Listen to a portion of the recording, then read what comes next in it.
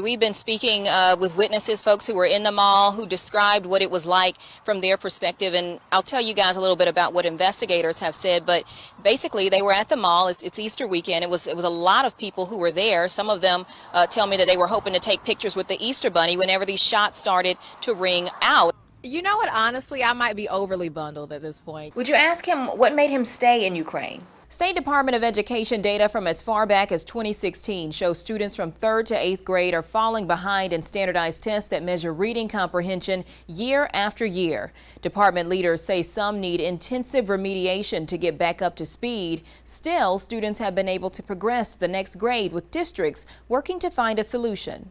It's not that they can't read.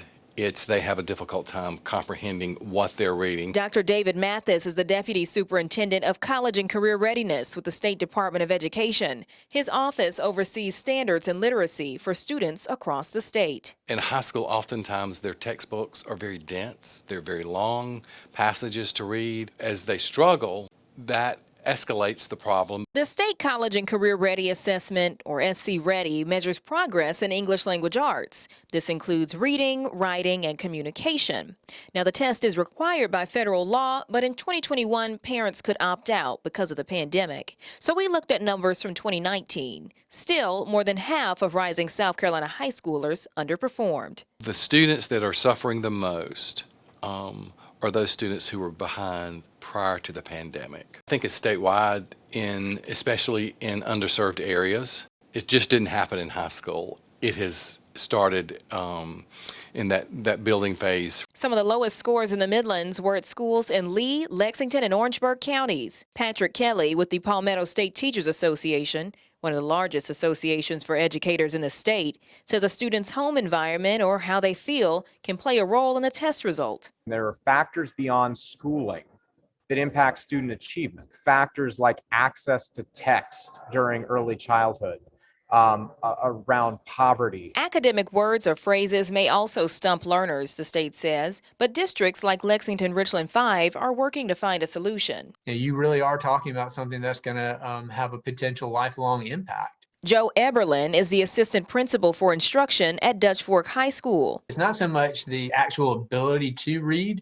It is more that comprehension piece. It's more the stamina to sit for 10, 15 minutes on one reading passage can be a challenge. They're piloting a new literacy program to work on reading stamina and confidence. We often see fewer students needing the course in the second year. So how did we get here? The state says disparities that exist across South Carolina have contributed to the years-long reading comprehension issue. As for grade progression, students move forward based on coursework, not standardized test scores, though Dr. Mathis says the coursework should meet state standards. We hope it does. In a lot of cases, it may not, because teachers are overwhelmed, I think, with the depth that they have to go to. They're looking at ways to adjust the standards to allow for more learning time, with the hope of increasing student performance. As we're rewriting our standards, we're going to have fewer standards so that teachers can go deeper. Kelly, who is a high school teacher himself, says fewer standards could be helpful. By allowing them to dive deeper into their learning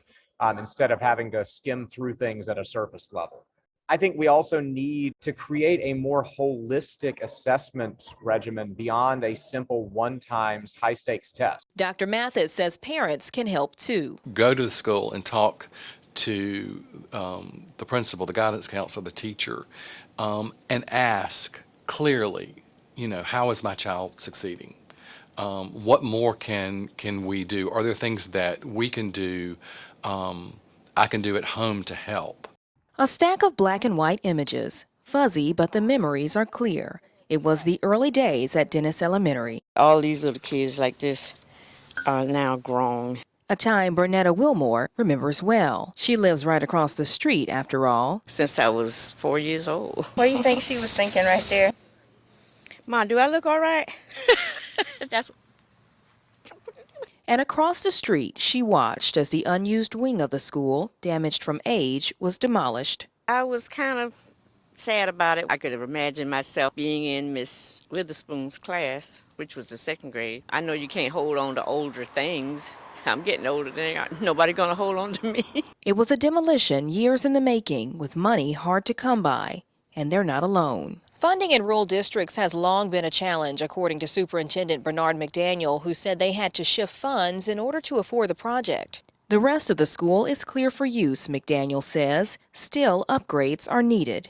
Now, is it a facility that our students are deserving of in 2022? Absolutely not. And so we hope that's something that could be rectified in the future. While these black and white copies may never be as good as the originals, Is that good? Wilmore is hoping new memories will be made at Dennis Elementary for generations to come. This is my great-granddaughter.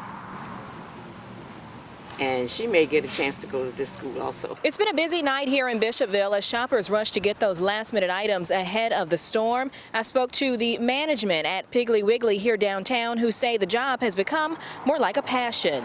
After more than 50 years in the grocery business, there aren't too many things that can surprise Danny Solomon. But this week's winter weather brought something unexpected to the Piggly Wiggly downtown. We'll call this the vegetable storm because there's been more people making soup this time than I've ever seen ever. These folks they're going to be eating hot meals, they're going to be eating soup. A weatherman can plan the forecast by the hour, and still the weather could shift. Anna Kate Sherrill's no weatherman, but a wedding planner who knows how to adjust. Snow is not in the plan, but we've planned through hurricanes and 1,000-year flood and all that stuff, so we're ready for it. It's a special occasion after all. Maddie Barn, our high school bestie, and she is marrying another high school friend, Jay Daly. Maddie and Jay. Told Anna Kate, my planner, watch it be sleeting on my wedding day. And the other night she said, Maddie, you did this to yourself. You jinxed yourself. Edie and Jeff, Maddie's parents. And I said, stop looking at the weather. We knew as long as we didn't lose power, we we're going to be able to pull this wedding off. But even with the threat of ice, the night before the big day. Then it turned to snow and it was fine. And with the winter weather as their backdrop, guests big and small prepared. I'm just really excited. I'll probably just cry. Hello, gorgeous is what I'm planning on going with. I probably won't be able to talk. I love you. After weeks of wintry weather, mostly clear skies and dry conditions at First Presbyterian Church as the bride and groom arrive for their first look.